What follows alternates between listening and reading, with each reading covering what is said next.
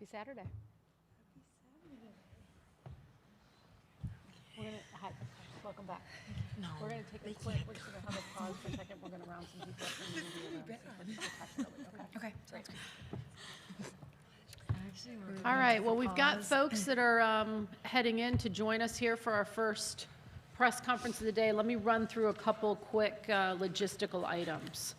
Again, if you haven't done so already, let's go ahead and turn off or mute your electronic devices. Nobody wants to be that person.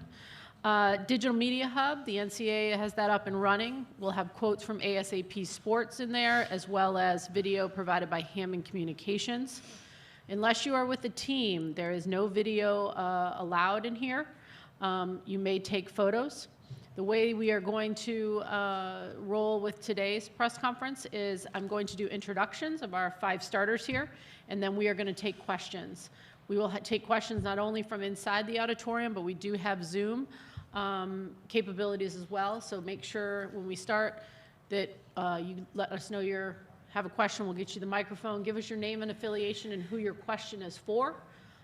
If you are joining us from Zoom, please make sure you use the raise hand function if you have a question.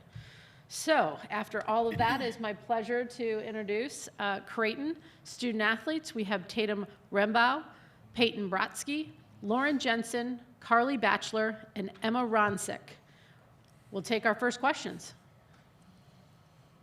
Start right over here on the aisle, off to our right. For Tatum, I'm curious about deciding to come back for this 5th year and what it meant to you, and for everyone else, what does Tatum's leadership and experience bring to this team?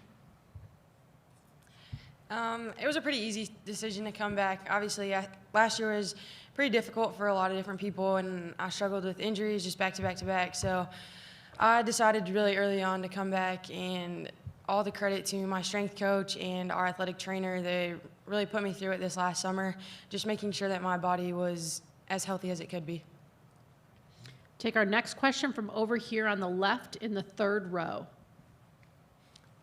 This is for anyone who wants to answer. I guess Tatum might be the right person to ask. But you guys kind of run people into each other a lot, like Morgan did that. I'm guessing Morgan's right behind me. Morgan did that a lot yesterday. Is that a conscious effort to get defenders to run into each other and kind of use them as screens? Yes and no. I think it's just kind of part of our offense. The motion, we have a lot of freedom, like I said yesterday. And you know, Morgan, Lauren, Emma, they're going to have types of players that are going to hug them. So back cutting just happens to be their best option sometimes. We'll come down here in front, or to our left, 2nd row. Ellie French with KTV. I read that someone jumped in the stands after the win. I don't know if it was one of you guys or if they're in this room, but if it was one of you guys, just the decision to do that or what you saw from that. Emma, it looks like you're going to go ahead. Yeah, I think that was Rachel Saunders. She's right there. I don't know what was going through her head when she did that, but. Next question. We're going to go right down here to the front, our right, 2nd row. Hey there, Pete Iacobelli with the Associated Press. Peyton, how do you see this matchup? Do you see it as an insurmountable hill, or as what you've done already, enough proof that you guys, deserve to be here and can play with anybody? Yeah, I think what we've done already proves that we can be here. It's obviously a tough task, but I think we can trust in our preparation, our coaching, and just the faith and confidence that we have in each other to be ready for this game tomorrow. Take our next question, one row back on our right. Yeah, Lindsay Gibbs with Power Plays. Lauren, I guess for you, obviously a lot of us are just kind of getting to know the stories of all of you because, you're in the national spotlight. I'm curious, I know you transferred. What was it about Creighton that made you choose to come here? And if anyone else wants to kind of share what made them kind of choose this school and choose this program, I'm very curious. Lauren, let's start with you. Yeah, coming out of high school, they recruited me, and I had a good relationship with the coaches. I played with Mallory Brake. Molly Mogensen is also from Minnesota, and Temi Sarda from last year played at my high school, so I was really familiar with the program, and I just felt comfortable. I knew the culture was great, and I liked the style of offense, and so it just seemed like the right fit. Emma? Yeah, I mean, I just knew that this was a school for me when I was being recruited in high school. I was recruited by some of the local schools in South Dakota, but I just knew I wanted to get away, and this was the perfect fit for me. Carly? I think the chemistry that all the teams at Creighton have is so special, and it really carries over year to year. I think this year, I mean, just how far we've come is just a testament to how close we are, and just the amazing teammates and people and friends that I'll have for life that make basketball fun, but also are just so great off the court as well. Peyton? Yeah, I chose Creighton because it's like 20 minutes from my hometown. So obviously, I wanted to stay close to home, but it was ultimately the people that brought me there. College basketball is crazy being recruited for all this time, so I got to meet a lot of people and see a lot of different places, but the people at Creighton were what ultimately drew me there in making my decision. Tatum? Just echoing what everyone else has said, the community and the people and just the fan base that Creighton draws really is the reason why I chose Creighton. Go back over here to the third row on our left. I should have introduced myself. I'm Gabe Ibrahim, my hoop stats. So I don't think like South Carolina's gonna come out here with their whole team. And it seems you guys are really together, and you guys have all talked about that. I was just wondering if you guys have any specific stories you could share with us just to illustrate how together this team is. Peyton, we're going to let you start. Oh gosh. I think something, this is not really basketball related, but we have a trip planned in May to Florida, and literally the whole roster is going, the whole entire team.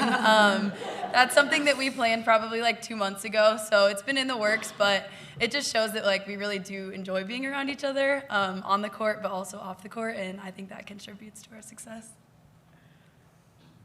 Anybody else have anything they want to add? Or does that one take the cake? I'll say something. Go ahead, Tatum. Just even the story of them wanting to come in here. There was like 3 or 4 of them. They were like, "Oh, can we go watch this press conference?" And the 5 of us were like, "Oh my gosh, like what is this gonna entail?"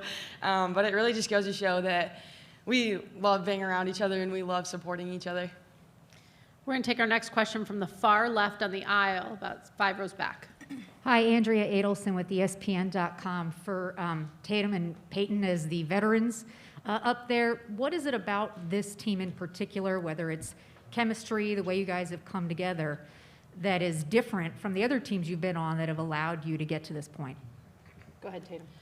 It's the youth and it's the energy. Every single day, everyone comes to practice with such a smile on their face and just ready to get after it. And it makes it a lot easier for us seniors to come to practice and be excited about coming to practice every day as well.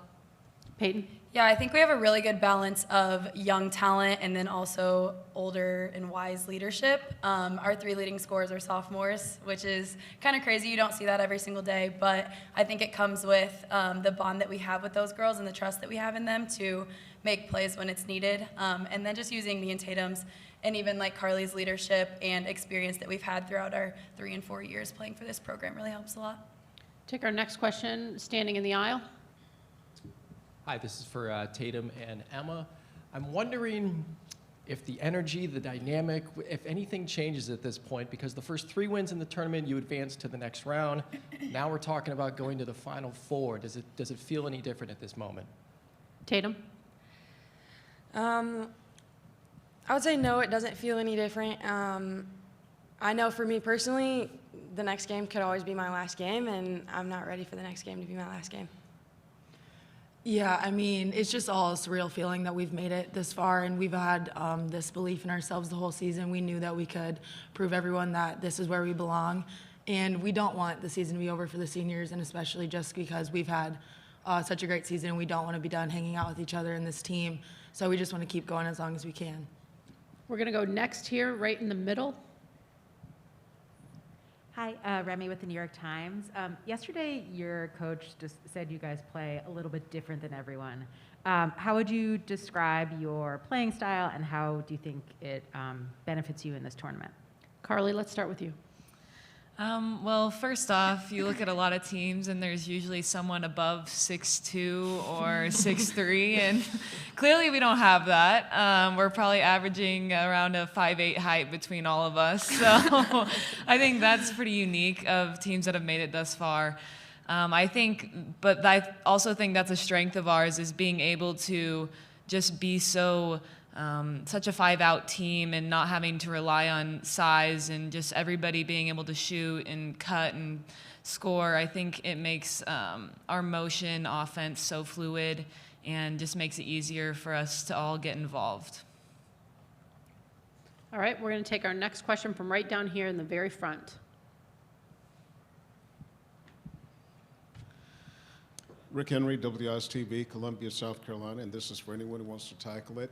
When you look at Aaliyah Boston, what is the most challenging thing about her when you look at how you're going to defend her? Emma, we're going to start with you. Definitely her size and her strength, and obviously being shooting such a high percentage from the field. Like, she's just a big body, and it's going to be a challenge for us because we are, like Carly said, we're a little undersized in the center category, I would say. But, we just got to believe in each other and just tackle it. Carly, you want to chime in? Aaliyah Boston is a phenomenal player. There's not much more to be said about that.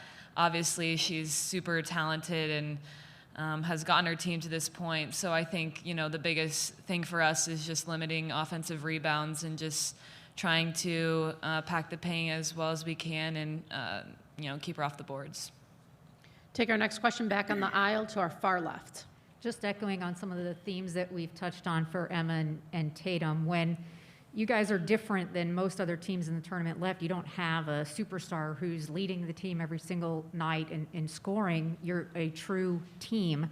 How does that dynamic work when you know that on any given night it can be somebody different who's stepping up to lead the way? Start us off, Tatum. I think it makes it really difficult for teams to scout us because obviously when you have a team that has like one or two dynamic scorers, you're going to put your best defenders on them. So then when you have a team like us who there could be 4 or 5 different scorers, it's kind of hard to pick and choose who you're going to put your best defenders on. Emma? Yeah, basically just what Tatum said. It's hard to guard us when you don't know who's going to be the one, the go-to girl that night. Obviously, Morgan had a great game yesterday, and it's not like Iowa State didn't know that she was a great shooter and a great player, but they just can't have enough defenders to guard everyone on our team, so I think that's really hard to scout. I'm going to come back over here, third row on the right. Yeah, just wondering, obviously you had the game ended very late tonight. It was a quick turnaround to even just be here, but what have those last 12 hours looked like? What has been the response? Have your phones been overflowing, and has it sunk in at all? And were you able, and a billion questions, but were you able to sleep any? Lauren, we're going to start with you. It's definitely a late night.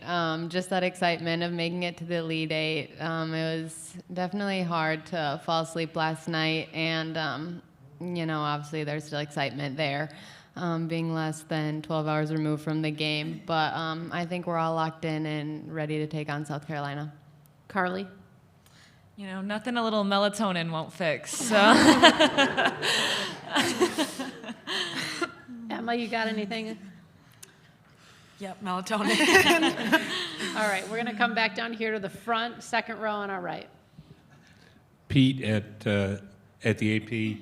This time of year it always comes up about the makeup of coaches for women's basketball teams. Obviously, you have a good thing going with Coach Flan there. Does it make a difference whether a man or a woman coaches a women's team, for anybody who'd like to try and tackle it? Tatum, let's start with you, and we are going to go all the way down.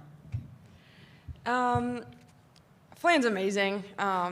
He's really good at the X's and O's, and our assistants are really good at the communication, and they're younger, so they're able to relate to us a little bit more. So I think that balance is really good for us to be able to trust in Flan, but also trust in our assistant coaches.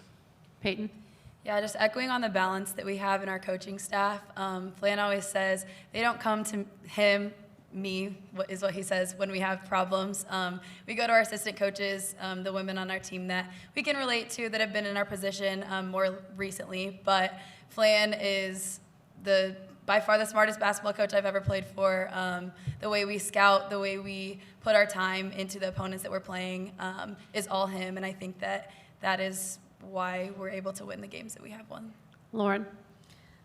Yeah, I don't think it really makes much of a difference. Kind of like Peyton and Tatum said, there's just a lot of balance on the coaching staff. Flan is a great leader, and he knows what he's doing basketball-wise. He knows a lot, and he's super wise. Carly? Yeah, not to sound like a broken record, but I think that there is a really good balance between Flan and then our younger assistant women coaches. I think my entire basketball career, I've mostly been coached by men as coaches, so I don't really know much different. But I think that having our assistant coaches, just knowing that they're in the same position as we were, and just having that wisdom about them and experience makes it all the more, able to come to them about anything and just talk about basketball or life. So, Emma? Yeah, I don't think it really matters when you have a coaching staff like ours. I mean, obviously, everyone has so much respect for Flan and what he's done, and he knows what he's doing, he knows what he's talking about, and he's gotten us this far. And then we also have a really good friendship relationship with the other coaches, and we respect them on and off the court. They're our friends off the court, but then they know how to do their jobs, and they do them well when we're on the court. So that's why we have a lot of respect for them. Question right here, back in the middle, third row. You guys have a big game tomorrow. Can you take us a little bit through what's going to go through your mind in the morning? What your morning preparation will look like? How are you going to center yourself? Emma, we're going to start with you, and we're going to come back down the row. Yeah, I think it's just a matter of we can't get too high or too low. Obviously, this is going to be a tall task, and South Carolina is obviously a really good team. They're a very talented team, well coached. But we just have to stay within ourselves and believe that we can do it. Carly? yeah, I mean, at this point, every team that we're playing is really good. It's just the seeding that's different. So I think just trying to keep that mindset of, we made it this far, why not us? So, Lauren? Excuse me. I feel like we've done a good job so far of just staying within us and not trying to let the outside noise or just the pressure of the big games get to us, and just play our game. And so I feel like that will be really key for us tomorrow. Peyton? Yeah, I think our past 2 games have been really good experience leading up into these games. We've never played in front of a 15,000 sold-out crowd until we played at Iowa, and then even the atmosphere last night. I think that will just take our momentum into the game tomorrow, and we'll be ready. Tatum, the last word's yours. I think the preparation for tomorrow morning is staying loose and having confidence in ourselves, but also preparing ourselves and knowing that we deserve to be in that game. That takes us right to 125. Thank you all very much, and we'll see you tomorrow. Thank you. Thank you.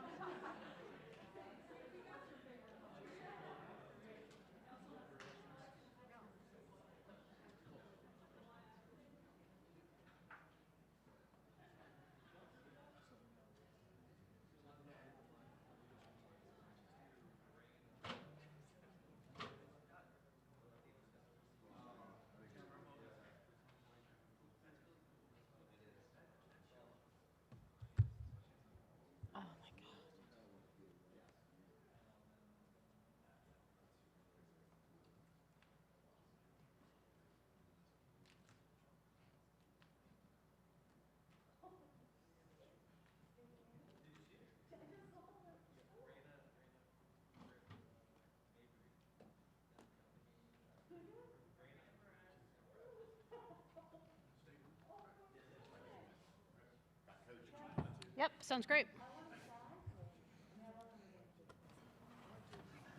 All right, welcome back. Thanks. Good to be back. All right, we are going to roll right into our press conference with Creighton head coach Jim Flanery. We will start with an opening statement and then we'll entertain questions. Sounds good. Well, it was a late night.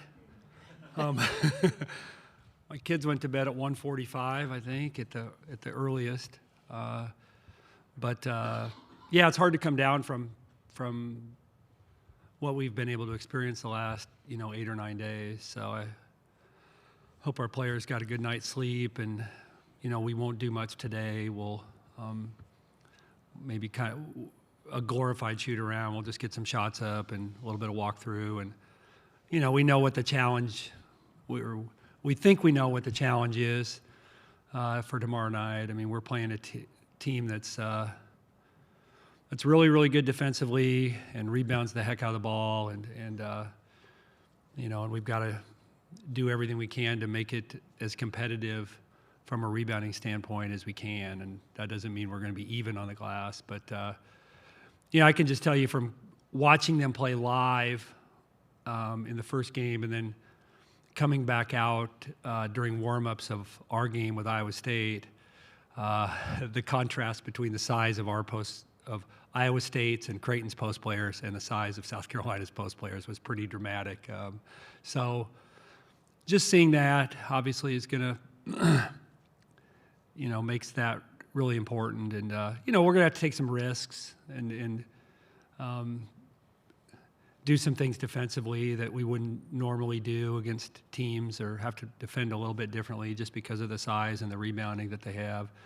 But I think we're unconventional enough offensively to create some issues for them. I feel like we can invert and, have our bigs go out to the three-point line, and hopefully that creates some issues for them and opens up the lane to be able to score some points in the paint. Because, we're going to have to make some threes to be successful, but we can't just shoot threes. And certainly it's a contrast in styles, and it's a monumental task, but we're looking forward to it. Let's take questions. Again, let us get you the mic. Give us your name and affiliation. Start right down here, second row, and all right. Pete Iacobelli, Associated Press. Jim, you have any connections with Dawn, or you guys came up, you've been coaching a similar amount of time. Did you follow how she built the program here? I really don't have much of a connection. I mean, I've followed her since she got in at Temple, and the job that she's done she did a really good job at Temple, and, just how quickly she built South Carolina, both from a competitive standpoint and from a interest standpoint. I mean, they kind of it's one thing to get good and then later have the kind of interest in the program that they've had, but my kind of view from afar is that she built it kind of simultaneously, which I think is a credit to her. And because I think she, my view from afar is that she kind of gets the whole picture. She's not just a coach or a recruiter or whatever. She gets how does putting 15,000 people in the building help us? How does that help us recruit? And so she's done the whole thing. I know she's really good in the community, and she's one of the most prominent voices in our sport, which is a reflection of what she's built. Third row over here on our left. Gabe Ibrahim, J24/7. Congrats, Coach, on getting here. So your whole team was in this press conference like 5 minutes ago. We always talk about chemistry, and I think we kind of separate it from the chess match of basketball. I was just wondering how those two things interact, and how has the chemistry of this team helped you prepare for games? Yeah, I think that's the magic of, right? If we knew exactly what kind of fraction of success is related to chemistry versus X's and O's and skills and all that stuff, we'd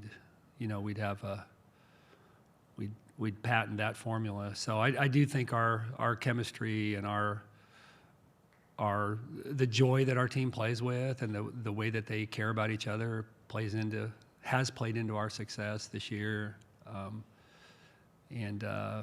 always struggle with cause and effect. Are we are we playing with joy because we're playing well, or are we playing well because we're playing with joy? And there's obviously room for both, to assign cause and effect to both of those. But I do feel like that's a big part of it. I've had a lot of people comment on how much fun we seem to have when we play, and I think that's been a part of our success and why we're here.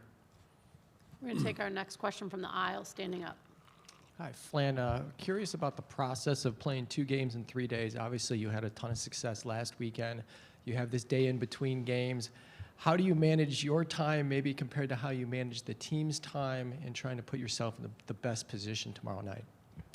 Yeah, that's a good question, because I do feel like it's a physical exhaustion that you're going to have coming out of a game that doesn't get over until close to midnight.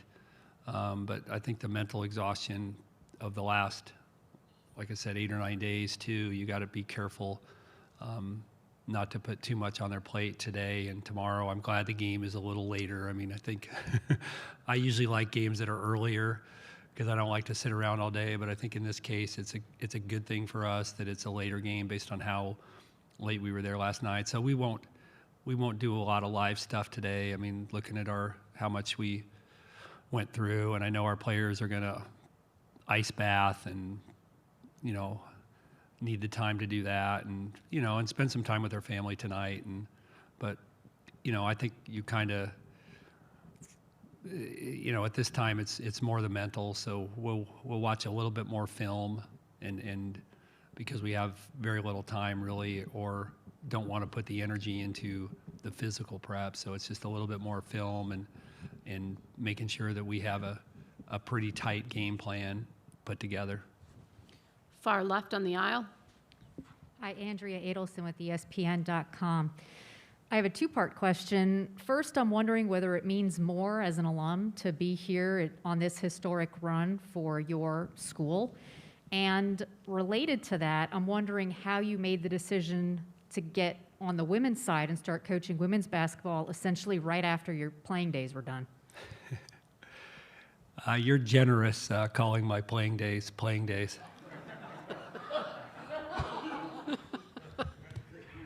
Let me tell you a quick story. I have a son who's 12, and when we were about 6, we were at the playground, and he was playing with a kid who was about his age. And as 6-year-olds do, they kind of brag about their relatives. And so this other kid was bragging about his dad. And so my son Jackson's like, well, my dad wasn't very good in high school or college, but he's really good now. And I was like 50. So I think now that he's a little older, he has a better sense that his dad's not that good now.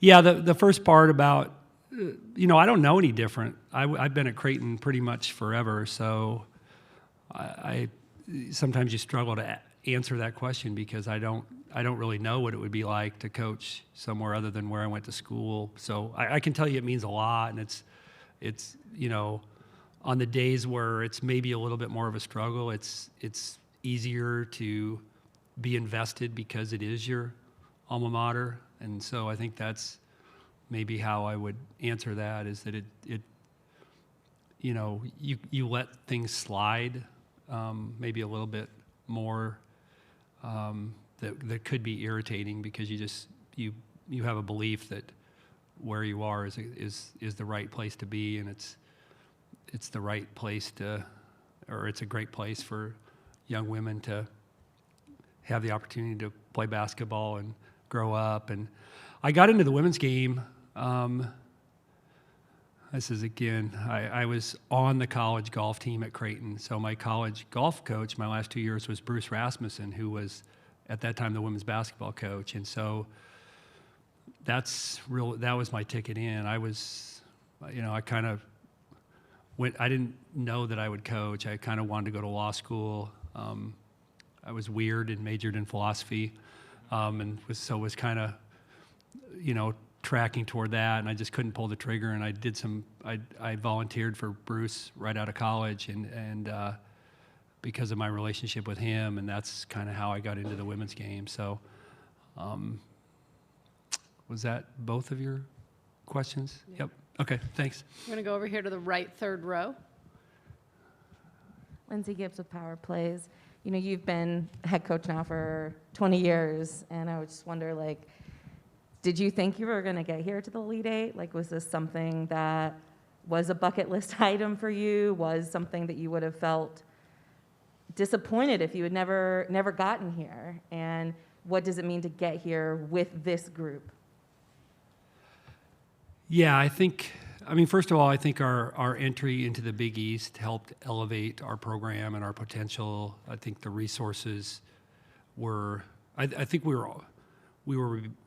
were becoming more resourced, you know, and as we got late into the days in our Missouri Valley, and that's, I think, why we were, as an institution, attractive to the Big East.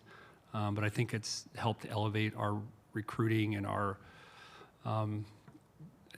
ability to train. We have a practice facility now that that's much better, and we have an on-campus arena, and that makes more sense for our sport than what we were playing in. And so I think there's been some headway made that probably made me think this was more achievable. And then I think, not to give Kirsten, our volleyball coach, too much credit, but she's set a really high bar. I mean, I've officed next to Kirsten. She's been our volleyball coach for 19 years, and they've won like 10 straight Big East championships and been to, I guess we've only been in the League 9, so maybe 9. But she's a dreamer, and I think, her influence in terms of what is achievable has played with me to some degree, and helped me maybe feel like the bar should and can be higher. And then, like I said, I think with the Big East helping us recruit a little bit better player, that's been part of it. And then you got to be a little lucky, right? You got to win a game maybe that you're not supposed to win, or that or more than one. And but with this team, I'm not surprised as I look back. But if when we started the year, I knew we were pretty sophomore heavy in terms of where our scoring and our production was going to come from. So I knew we'd be good, but I wasn't quite sure it'd be this soon. I'm going to go right down here in the very front. Rick Henry, WIS-TV, Columbia, South Carolina. When you look at Aaliyah Boston, what's the biggest challenge when it comes to preparing how you're going to defend her? Well, we have to limit her second chance points and her ability to control the game on the offensive glass. I mean, that's the biggest thing. And so we're going to have to gang rebound. I mean, we will not. I mean, I will, in the huddle, I will be talking about whether we're doing a good job of having 5 people on the defensive glass or whether we're not. And if we are, we still may not be successful because she's just that big and strong and good around the basket. But and we're going to have to cheat some off their perimeter players. I mean, to help onto her and give some post to post help. I mean, we can't guard her one-on-one, and we can't rebound one-on-one against her. So and we've got to rotate our posts so that they're fresh enough, because there's 2 types of conditioning: running up and down and getting tired running up and down, and then there's just leaning against somebody who's bigger and stronger than you, and that takes a lot out of you too. So we can't be playing our posts when they're tired and can't defend in a way that's even worse than when they're fresh. So those are some challenges, but she's a good free throw shooter. We can't give her and ones. I mean, if she's got a layup, we can't give her 3. We got to just give her 2. So a lot of challenges. But the other thing is we got to make her work on the other end, and she's going to have to go out and guard on the perimeter at some point, and I think that can be a way to drive down her efficiency. Is I look at Sonano in our Iowa game. She she missed her last 3 shots. Well, she had to guard our motion offense for 3.5 quarters. And you know, I think if you know, one of our philosophies is if we have elite posts that we're playing against, we want to try to wear them down on our offensive end. We're going to take 3 more questions before we good. let you go. We're going to start Talk right too here much. on the corner. Pete from the AP again. Jim, this time of year, the topic always comes up about men coaching women, whether more women should be coaching women. And I know it's your life's work and you're pretty Yeah. successful at it. Where do you stand on those who say maybe there should be more women, or do you believe you're teaching women to become future basketball coaches? Yeah, I mean, I think it's hard because it does seem like if I answer in the way that I maybe feel that I'm being self-serving. I mean, I'll tell you this, like I mean, my kids are in elementary school and they're taught by women, and I consider teaching a leadership position, and I don't have any problem with with them being taught by women. My kids haven't had, through elementary school, did not have one male teacher other than, I think, music or PE. And so I think that's somewhat relevant. But yeah, I mean, we need to do everything we can to have women coach women, but I think there's, you know, I applaud the people who have added women to men's coaching staffs.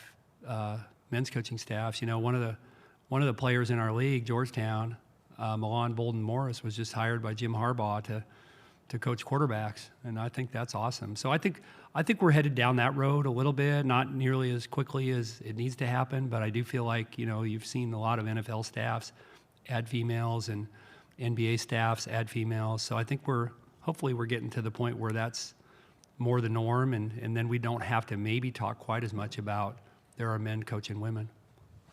Next question over here on our far left aisle, second row.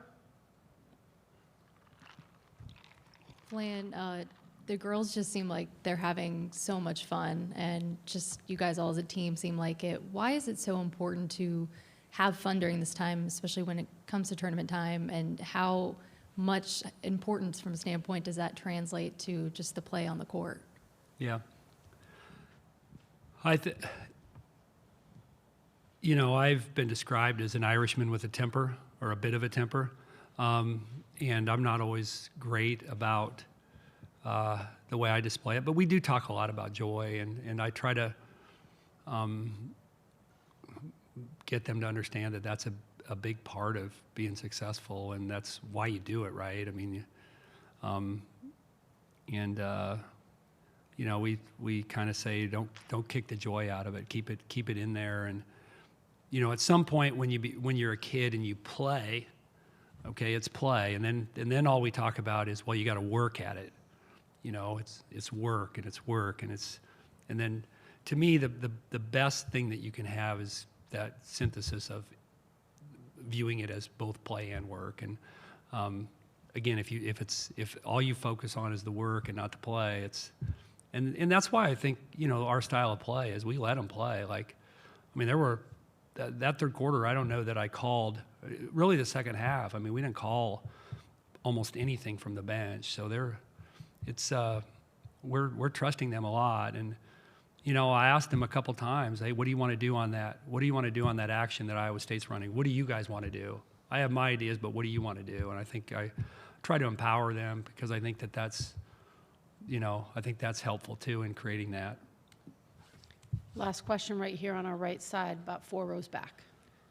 Emma Bachelari, Sports Illustrated. With that chemistry and the way that it manifests on the floor, I think one area that stands out is your assist game, you know, #1 assisted shot rate in the country.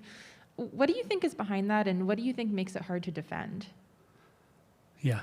Well, I think first of all, we have shot makers. You can have a lot of people who can throw good passes, but if the ball doesn't go in after the good pass, you don't get an assist for it. But I think our kids do spend a lot of time in the gym, and then I just think there is a trust, and I think Tatum's, you know, has kind of generated that sort of mentality too, with because she is a pass-first point guard, and I know she scored the ball last night, but that was a little bit of an atypical game for her. But and we've got, you know, we move well without the ball, and I think that's important. And I know, you know, Tatum talked about last night after the game that, you know, our motion doesn't necessarily look good in June or September or October. It takes a while, you know, especially if you're a younger player, but I do feel like it gives us a chance, especially as the year goes and we become harder to scout because there aren't necessarily, you know, cookie cutter plays that we're running. It's more random action, and so I think it's harder to scout, and therefore you know, it's harder for defense sometimes to take away that. And so if you are a good passing team, you know, those numbers show up with assists, and I think we are. I think we shoot it well, but I think we're unselfish too. Thank you very much. Appreciate your time. Thank you, guys. See you tomorrow. Appreciate it. Thanks. That concludes our first set of press conferences for today. We will be back in here starting at 2:15 for the 5 South Carolina